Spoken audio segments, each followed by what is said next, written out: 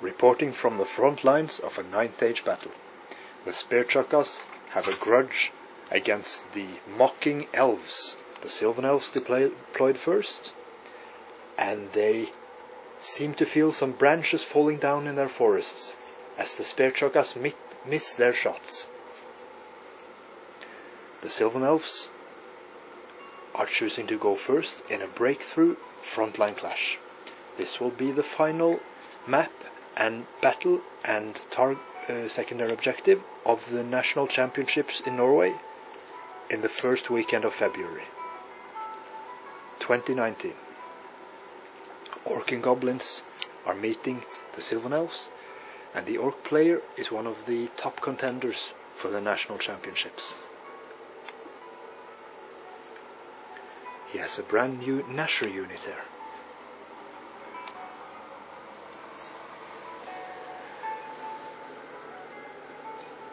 As the sun goes up, they're racing into battle. From the Nasher and goblins and orc point of view.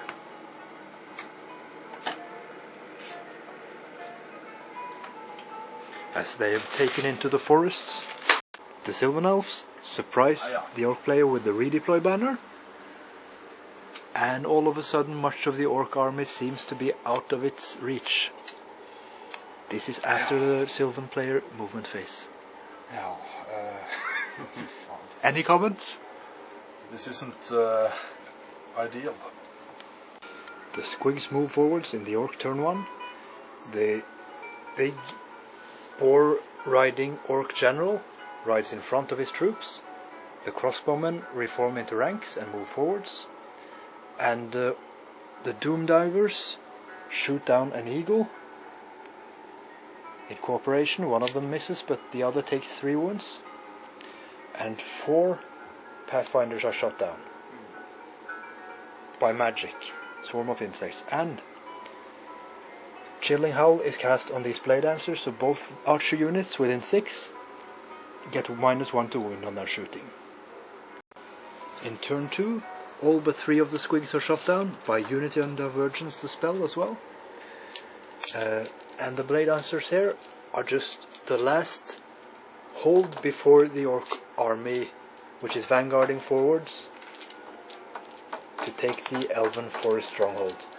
So they may be charged right now in turn 2 from the orc and goblins. The spearchucker is also shot down by the archers here, which are also viable within charge range of the orc general. The orc and goblin turn 2 is consequential for this reason. The totemic summon got through. The sylvan elf player wasted his dispel die, 2 of them, on stopping swarm of insects. And the squigs are chaffing the archers in front, so they're vulnerable. The breath weapon kills 5 archers from the totemic summon.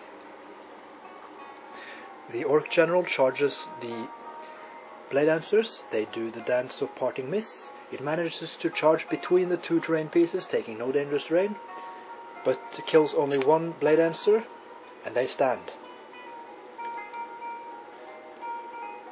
Other than that, little action yet. The orcs are advancing on the forest, however, on the little corner where the sylvan elves are making their play. The blade dancers held out against the orc war boss general on the boar. They most certainly did not. 1 blade dancer is left, but he didn't want to stay and fight. He ran.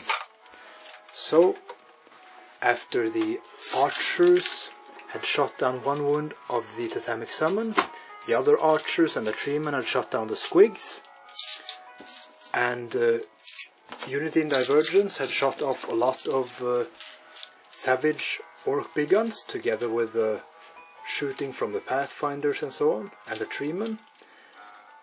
The turn 3 of the sylvan elves ended,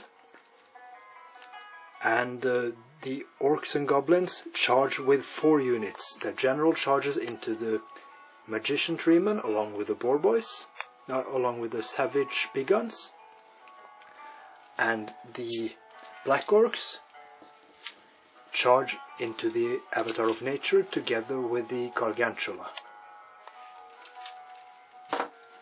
So in turn 3 it's happening. A quote from the orc player: These ruins and wood elf forests are ruining me. 8 savage orcs fall to dangerous terrain through the forest and ruins. How will the black orcs fare? The black orcs see the death toll on the savage orcs, and they fail their 7 charge with Wog. 1 black orc dies in the forest, and they stop there. But the orc player thinks it's going his way anyway.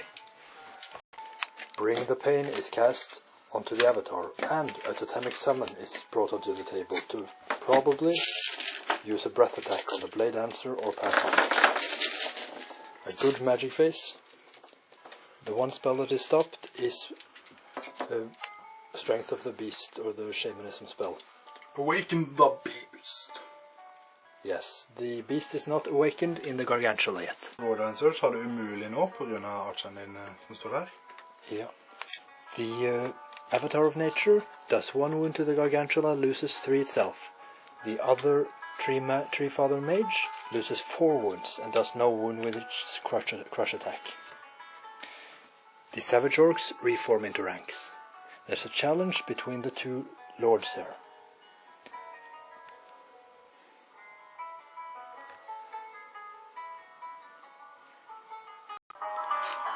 The Divine Treeman falls to the Orc Lord. The other Avatar of Nature loses 1 wound and still just does 1 wound against the Gargantula. They have scrying in a bubble, so both the Treemen were affected by it, but they still lost their combats severely. And the Savage Orcs and Boar Lord reform to face the Blade Dancers. And now it's turn 4, and the orcs charge with the black orcs through the forest into the Avatar of Nature, as do the Savage Orc and Warboss on Boar. A bad luck combat for the orcs. They only killed 1 Blade Dancer. The Lord should have charged in alone at least, because they lost the combat by 5 or something. And both fled. They were not caught in pursuit, but they're pretty thinly defended in their flight since it's Sylvan Elf turn 5 now. That's very, very bad. However, the Avatar of Nature was slaughtered. He didn't even get to stomp. He did 2 wounds on the Gargantula before he fell. There's only 1 Treeman left. And the Sylvan Elves now have no chance to score for the objective. So it looks like this thick unit of Black Orcs will carry the day and the objective. But we'll still see.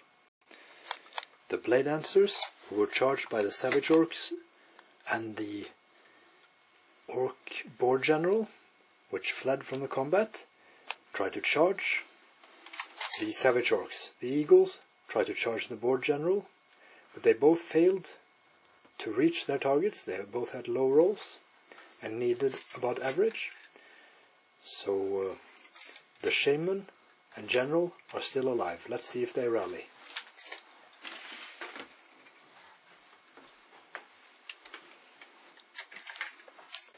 The Shaman rallies on half leadership, as does the General on full leadership.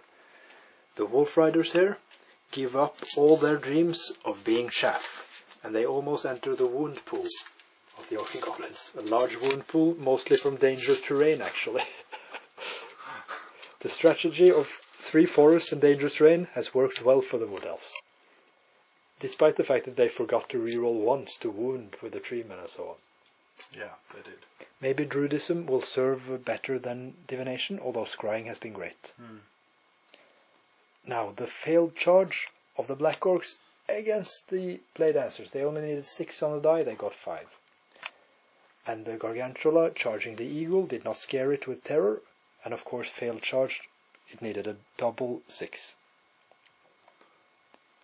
Let's count on the magic phase for the Orcs now. Ørnen, og de har drept 10 sånne eller noe. The crossbowmen prove their worth. They shoot down the eagle even though it's inside the ruins, and it can no longer do any pursuits or chaff in the last round of the battle. Kjempeviktig. The Savage Orcs are very precarious, and the eagle could have joined a charge to pursue them. So it was important to shoot them down, and now the last turn for Sylvan Elves. After the Orcs didn't do much. They got no wounds, no magic. no magic, no wounds in the magic phase. The blade dancers charge in and kill the shaman and the last feral orcs. Kill them outright in the forest. In the next orc turn, they get charged by the gargantua. Player, do you have any comments on the fact that the one blade dancer in the corner striking at the gargantua at initiative 6 did 2 wounds to it? No comments. And he danced the 3+ ward save dance. Will the gargantua dance in return? What will it do? 2 poison. 6 wounds. Ouchie. We'll calculate the points. This was a thriller. 4 blade dancers died. We haven't even removed them, but they stood on the stubborn forest. The forests here have been strategically vital for the forest elves. That's the only reason they managed to hold out against so many orcs. Now, what tipped the battle? We'll try to find out as we calculate the points. The orcs do get the objective. The orc player thought breakthrough might be difficult with his low movement, but he was only going one direction though.